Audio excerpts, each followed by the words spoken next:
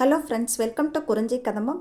நாம் இன்றைக்கி கொத்தமல்லி சட்னி 2 நிமிஷத்தில் எப்படி பண்ணுறதுன்னு பார்க்க போகிறோம். இதுக்கு தேவையான பொருட்கள் 2 கைப்பிடி அளவு கொத்தமல்லி தழை, 2 கொத்து கருவேப்பிலை, காரத்திற்கேற்ப பச்சை மிளகாய், சுண்டைக்காய் அளவு புளி, தேவையான அளவு உப்பு, 1/4 கப் துருவிய தேங்காய்.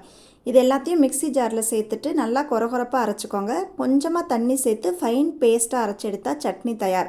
இது அப்படியே கூட நீங்கள் யூஸ் பண்ணலாம், இல்லைனா ஒரு தாளிப்பு கொடுக்கலாம். 1 டேபிள் ஸ்பூன் எண்ணெயில் 1/2 டீஸ்பூன் கடுகு, 1 டீஸ்பூன் உளுந்தம்பருப்பு, 1/4 டீஸ்பூன் பெருங்காயம் சேர்த்து பொரிஞ்சதுக்கப்புறமா சட்னியோடு சேர்த்து கலந்துட்டிங்கன்னா சட்னி சூப்பராக இருக்கும். இது தோசை மேலே ஸ்ப்ரெட் பண்ணி சாப்பிட்றதுக்கோ இல்லை இட்லி தோசைக்கவும் நல்லாயிருக்கும்.